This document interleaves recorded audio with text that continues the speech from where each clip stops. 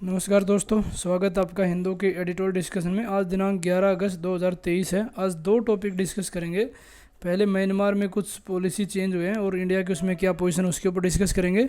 Second, tiger की population बढ़ रही है लेकिन हैबिटाट का डिस्ट्रक्शन होता जा रहा है, उसके ऊपर करेंगे।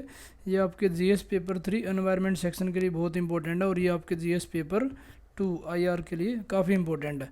फर्स्ट टॉपिक स्टार्ट करते हैं। फर्स्ट टॉपिक हमारा इंडिया कि म्यांमार के ऊपर हमारा क्या स्टैंड है और क्या पॉलिसी उसके ऊपर डिस्कस है, क्योंकि जुलाई 31 और 1 अगस्त काफ़ी अपने आप में एक क्रूशल डेट हैं जो कि म्यांमार की हिस्ट्री में, जिसमें कि दो एक बड़े डिसीजन लिए गए हैं। पहले में क्या है कि जो एक्टिंग प्रेसिडेंट है म्यांमार के मिंतेस्वे, उन्होंने अनाउंस किया कि जो इमरजेंसी है उसका चौथी बार एक्सटेंशन हो गया। ये अपने आप में वायलेशन है 2008 में जो इनका कॉन्स्टिट्यूशन लिखा गया था, क्योंकि इमरजेंसी को एक्सटेंड करने के लिए भी कॉन्स्टिट्यूशन को फॉलो किया जाता है, तो उसका यहाँ पे वायलेशन दिखा रहा है। सेकंड में क्या दिखा रहा है, जो मिलिट्री रिजीम है, क्योंकि मिलिट्री जुनता ने कू कर दिया थोड़े दिन पहले वहाँ पे, उसने कुछ पॉलिटिकल प्रिजनर्स को रिलीज़ किया है।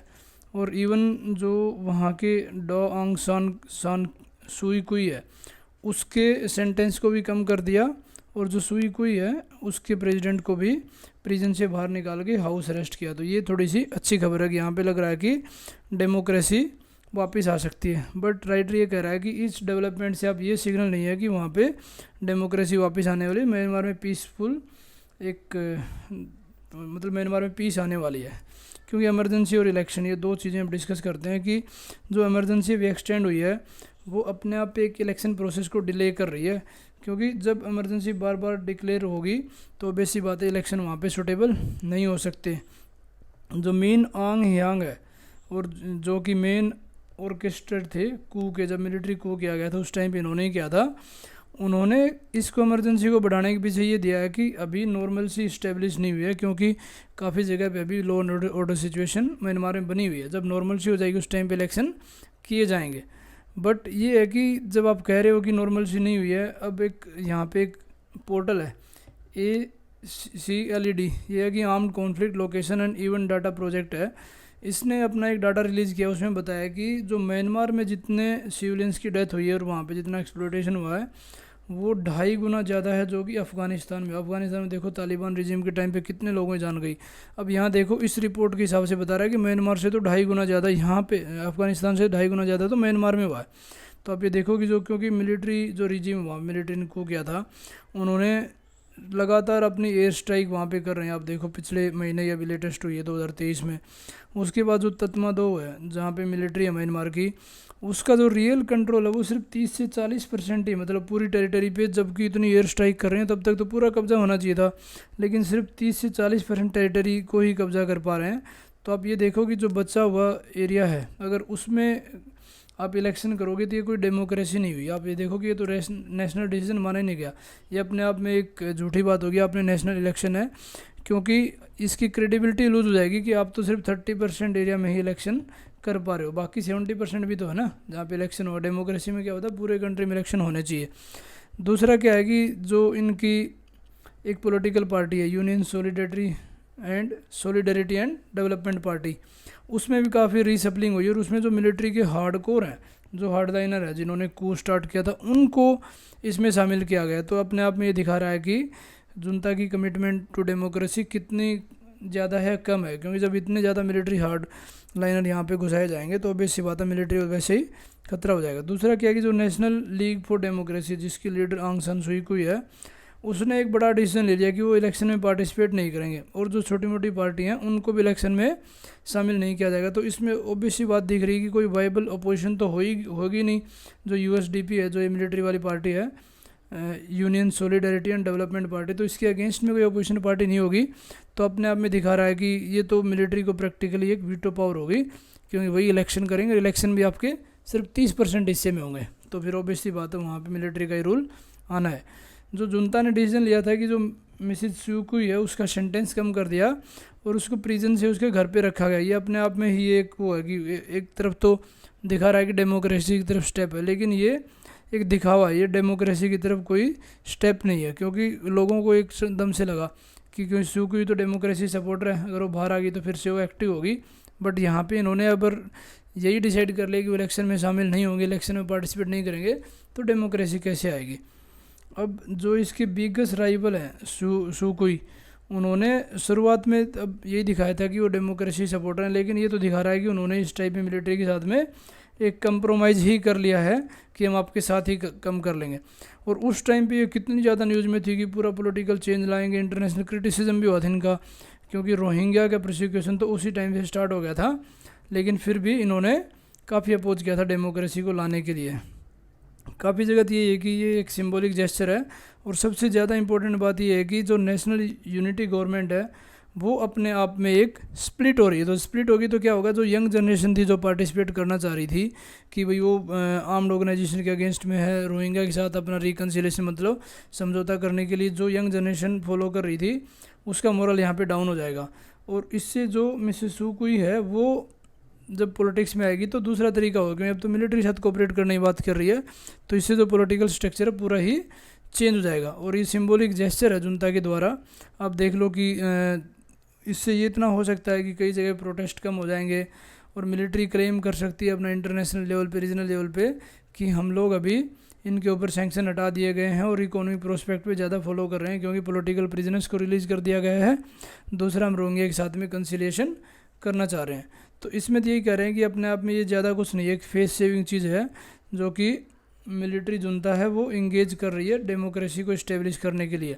और सेम इंडिया के लिए कि इंडिया भी मिलिट्री जुनता के साथ में कंटिन्यूसली इंगेज कर रही है। अब इंडिया की पॉलिसी बात करते हैं कि इंडिया की क्या पॉलिसी है म्यांमार में जो चीज़ें हो रही हैं। अब आप देखो कोविड-19 के टाइम पे हमने बहुत अच्छा स्टेप लिया था कि अपने आप ही प्रोएक्टिव स्टेप लेके हमने खाना, दवाई, वैक्सीन मैत्री हमारा एक इनिशिएटिव था जिसमें वैक्सीन असिस्टेंस प्रोवाइड की गई थी कोविड-19 से बचने के लिए। और उसके बाद में क्या हुआ कि मेन जो म्यांमार के लोग हैं उनकी जो मेन जो परेशानियां थी वो तो अपने आप में, क्योंकि एक मेमोरी होती है लोगों की, वो फेड हो गई है। अब सिर्फ बात हो रही है कि एक्यूजेशन लग रहे हैं, न कि उसके ऊपर पूरी तरह से कि वायलेंस किसने किया। तो वो चीज़ें वायलेंस से हट के सिर्फ आ गया कि आरोप और प्रत्यारोप की चर्चा चल रही है। जो कम्युनिटीज़ बॉर्डर के आसपास रहती हैं उन्होंने तो वहाँ की होम मिनिस्ट्री के आदेश को मना कर दिया था, क्योंकि होम मिनिस्ट्री ने आदेश दिया था कि आप बॉर्डर एरिया में इनको, रोहिंग्या को और बाकी लोगों को शेल्टर नहीं प्रोवाइड करोगे। लेकिन क्योंकि इनकी किनशिप रिलेशनशिप होती थी, इन्होंने इनको शेल्टर भी प्रोवाइड किया गया। अब आप दूसरा एग्जांपल देखो कितनी ज़्यादा ट्रैफिकिंग होती है यहाँ पे, तो गोल्डन ट्रायंगल ही है, म्यांमार, थाईलैंड, लाओस, ड्रग की स्मगलिंग। मतलब इससे यही है कि इंडिया ने उस टाइम पे एक फ्री मूवमेंट रिजीम क्या है, ये एक 4 किलोमीटर का एक रास्ता है जो स्टेट बॉर्डर करते हैं म्यांमार के साथ में, उसमें 4 किलोमीटर तक आप जा सकते हो, आ सकते हो, उसमें कोई वीज़ा नहीं चाहिए। यहाँ पे बॉर्डर हाट्स टाइप में होती हैं कि लोगों का आपस में ट्रेड चलता रहे और आपस में, क्योंकि ये कम्युनिटीज़ के किनशिप और इथनिक रिलेशनशिप बहुत ज़्यादा है बॉर्डरिंग एरिया में। लेकिन इंडिया ने 2022 में इन चीज़ों को ध्यान में रखते हुए कि क्योंकि म्यांमार में इंस्टेबिलिटी, यहाँ पे ट्रैफिकिंग होगी, ड्रग की स्मगलिंग होगी, टेररिस्ट भी आ सकते हैं, मिलिटेंसी बढ़ेगी, तो इसको फ्री मूवमेंट रिजीम को बंद कर दिया था। और इंडिया के जो एक्सटर्नल अफेयर मिनिस्टर हैं एस जयशंकर, उन्होंने बताया था कि जो भी इंफ्रास्ट्रक्चर प्रोजेक्ट है और बॉर्डर एरिया में स्टेबिलिटी है, ये काफ़ी ज़्यादा इम्पैक्ट होंगे। ये कब बताया था उन्होंने, मेकोंग गंगा कोऑपरेशन की जो मीटिंग हुई थी उसमें बोला था कि इंफ्रास्ट्रक्चर प्रोजेक्ट जो हम म्यांमार में लॉन्च करने वाले हैं, जैसे कालादान प्रोजेक्ट है या बाकी रेल वाले प्रोजेक्ट हैं, वो यहाँ पे काफ़ी हैम्पर होंगे। और इंडिया ने एशियन कंट्रीज़ को क्या जो 5 पॉइंट कंसेंसस है इसको काफ़ी सपोर्ट किया। लेकिन इंडिया की जो पॉलिसी है म्यांमार के प्रति वो अपने आप में पैराडॉक्सिकल है, मतलब वो डाउट्स क्रिएट कर रही है। कभी दिखा रहा है कि इंडिया बहुत ज़्यादा हेल्प कर रहा है, कभी दिखा रहा है इंडिया काफ़ी प्रोएक्टिव स्टेप ले रहा है। अब इसमें ये अपने आप में एक रिटोरिक होगा कि एक तरफ तो हम बोलते हैं डेमोक्रेसी को प्रिजर्व करते हैं, दूसरी तरफ आप ये देखो कि सिक्योरिटी कंसर्न्स के नाम पे हमने बताया कि रोहिंग्या की एंट्री नहीं होगी, बॉर्डर सिक्योरिटी को ध्यान में रखा जाए। ऑल्दो इंडिया भी अपने नेशनल इंटरेस्ट को फॉलो कर रहा है, ये बहुत ही इंपॉर्टेंट होता है स्टेट के लिए। दूसरा हम क्या कर रहे हैं कि क्योंकि चाइना के साथ में रिलेशन भी यहाँ पे ख़राब हो सकते हैं, क्योंकि इंडिया एक रेलवे प्रोजेक्ट स्टार्ट करना चाह रहा था सेरेंग, और ये म्यांमार की बॉर्डर के पास में है। और ये हमारी एक्टिस्ट पॉलिसी, जिसमें हम क्या करना चाह रहे हैं कि जो नॉर्थ ईस्टर्न स्टेट हैं उनका इम्प्रूवमेंट होगा through the act east policy, by actively engagement with the eastern state जो भी हैं, म्यांमार हो गया, थाईलैंड हो गया, कंबोडिया हो गया, जापान हो गया, इनके साथ में। और इसका पर्पज़ यही था कि चाइना का भी एक प्रोजेक्ट चल रहा है, चाइना म्यांमार इकोनॉमिक कॉरिडोर, जैसे इनका यहाँ पे है ना चाइना पाकिस्तान इकोनॉमी CPEC, उसी तरह यहाँ पे CMEC भी है। इसको काउंटर करने के लिए हमने वहाँ पे इंफ्रास्ट्रक्चर और रेलवे प्रोजेक्ट स्टार्ट किया था। बट दिक्कत ये आ रही है कि जो UN की स्पेशल रेपोर्टर है उसने बताया कि इंडिया की तो आर्म्स सप्लाई ज़्यादा बढ़ गई जब से कू हुआ था, उससे पहले तो हमारे इतनी ज़्यादा डिफेंस के रिलेशन नहीं थे कंपेरेटिवली अब आर्म्स की सप्लाई ज़्यादा हो रही है। तो यहाँ पे आप ये देख लो कि अब इंडिया का रोल यहाँ पे डेमोक्रेसी को रिस्टोर करने की बजाय अगर मिलिट्री को सपोर्ट करोगे तो ऑब्वियस सी बात है इसका एक स्पिल और इफेक्ट होगा और अक्रॉस बॉर्डर भी दिक्कतें आएंगी। अब क्या करना चाहिए, मेनली यही कह रहा है कि इंडिया की जो पॉलिसी ऑप्शन है म्यांमार में काफ़ी चैलेंजिंग है, क्यों इतना आसान नहीं है कि क्यों इंडिया के प्रीवियस एक्सपीरियंस आप देखो कि हमने मालदीव में एक बार इंटरवेंशन किया था, उससे हमारे रिलेशन बहुत ख़राब हो गए थे। दूसरा आप एग्जाम्पल ये ले सकते हो कि श्रीलंका में जब भी हम उसकी सपोर्ट करते हैं चाइना का एंगल आता है, सेम नेपाल का, तो सेम म्यांमार में सिचुएशन आ रखी है कि एक तरफ तो मिलिट्री जुनता है जिसके साथ इंगेज करना पड़ेगा क्योंकि वहाँ पे रूलिंग है। सेम अफगानिस्तान का आप एग्जाम्पल, अफगानिस्तान में तालिबान आ गया पावर में, तो हम इंगेज नहीं करेंगे तो हम बिल्कुल आइसोलेट हो जाएंगे। तो यहाँ पे अपने आप में एक पैराडॉक्सिकल और कोनंड्रम बना हुआ है कि इंडिया इसके साथ डेमोक्रेसी की सपोर्ट करे या फिर यहाँ मिलिट्री की सपोर्ट करें। अब जो मिस सूक हुई है, इसकी सेंटेंस कम हुई है, ये अपने आप में एक इंडिया के लिए मौका है कि इंडिया एक प्रो डेमोक्रेसी मूवमेंट स्टार्ट करे और इनकी सपोर्ट करें। और गवर्नमेंट और मीडिया को ज़्यादा सिक्योरिटाइजेशन मतलब सिक्योरिटी वाले कंसेप्ट को बहुत ज़्यादा दिखाने के बजाय ये दिखाना चाहिए कि जितने रिफ्यूजीज़ हैं उनके साथ में लोगों की किनशिप रिलेशनशिप भी है तो उसको ही फोकस किया जाना चाहिए, क्योंकि उससे क्या होगा कि जो वायलेंस का जो एनवायरनमेंट है वो कम होगा और केयर और कंपैशन का एनवायरनमेंट अच्छा होगा। ये पूरा हमने इंडिया म्यांमार पे डिस्कस किया। चलते हैं नेक्स्ट टॉपिक पे। नेक्स्ट टॉपिक पे इंटरवेंशन की बात करें। इंटरवेंशन कहाँ पे, हैबिटाट को बचाने के लिए, क्योंकि अभी ये राइटर का ये कहना है कि हैबिटाट को बचाना बहुत ही ज़रूरी है अगर हम टाइगर को सस्टेन करना चाह रहे हैं। क्योंकि अभी recently wild life institute of India, national tiger conservation authority ने टाइगर का ये 4 साल में सेंसस होता है उसकी रिपोर्ट निकाली थी। उसमें बताया कि टाइगर की बढ़ोतरी हुई, नियर बाई 75% टाइगर तो इंडिया में ही है। एमपी ये दिखा रहा है कि दूसरी बार ये हुआ अगले पिछले 8 साल में, मतलब 2 सेंसस में, कि यहाँ पे सबसे ज़्यादा टाइगर है। उसके बाद सेकंड कहाँ पे है, कर्नाटक में, उत्तराखंड में, जिसमें देखो 785 टाइगर हैं और जो कि पूरे इंडिया का भी 5वें नंबर पे है। और इसमें 50% बढ़ गए हैं। लास्ट ईयर का कंपैरिजन करो तो सिर्फ बिहार ही एक ऐसा जगह है जहाँ पे बढ़े हैं, जैसे 10% बढ़े हैं बिहार में। बट ये है कि काफ़ी फैक्टर हैं जो इसको, टाइगर की पॉपुलेशन कितने रीजन में है, कौन सी जगह पे रहते हैं, उसको भाई टाइगर का हैबिटेट अच्छा क्यों है, एमपी में ही ज़्यादा क्यों, तो उसके इतने ज़्यादा फैक्टर हैं। क्योंकि जो मध्य प्रदेश गवर्नमेंट है उसकी जो अप्रोच थी काफ़ी एक्टिवली मूविंग थी कि टाइगर्स को ही प्रमोट करना, उसके साथ टाइगर जिसका शिकार करता है उसको ही प्रमोट करना है। मतलब जो प्रीडेटर है, शिकार करने वाला और शिकार जिसका हो रहा है, दोनों की पॉपुलेशन को बहुत ज़्यादा एक सिम्बायोटिक रिलेशनशिप में साथ दिया गया है। और मध्य प्रदेश ने तो काफ़ी री इंट्रोड्यूस भी किए स्पीसीज, जैसे बारहसिंगा एग्जाम्पल हो, स्वैम डियर जो कि एमपी का स्टेट एनिमल भी है, उसको री इंट्रोड्यूस किया है। कहाँ पे, सतपुड़ा में, बांधवगढ़ में, और संजय दोबरी टाइगर रिजर्व में। जो प्रे स्पीसीज है जैसे चित्ताल का एग्जाम्पल ले लो, ये भी वहाँ पे सतपुड़ा और संजय टाइगर रिजर्व, नोरा देयंदी कोनो, यहाँ पे उनको इंट्रोड्यूस किया गया ताकि टाइगर की पॉपुलेशन बढ़ सके। और इस ट्रांसलोकेशन के कारण क्या हुआ कि जो हाई डेंसिटी पेंच और बांधवगढ़ है उनके ऊपर भी प्रेशर कम हुआ है। और अब नेक्स्ट बात करते हैं, कुछ इन्होंने टेक्नोलॉजी का भी इस्तेमाल किया। जैसे टाइगर्स को जब छोड़ा जाता है तो उस टाइम पे पहले टाइम उनको पकड़ा जाता है, फिर ट्रैकिंग की जाती है और थोड़े दिनों के लिए टेम्प्रेरी इनक्लोजर में डाला जाता है ताकि देखा जाता है कि उस हैबिटेट में टाइगर की सर्वाइबिलिटी बढ़ जाएगी या नहीं बढ़ जाएगी। उसके बाद ही उसको हैबिटेट में छोड़ा जाता है।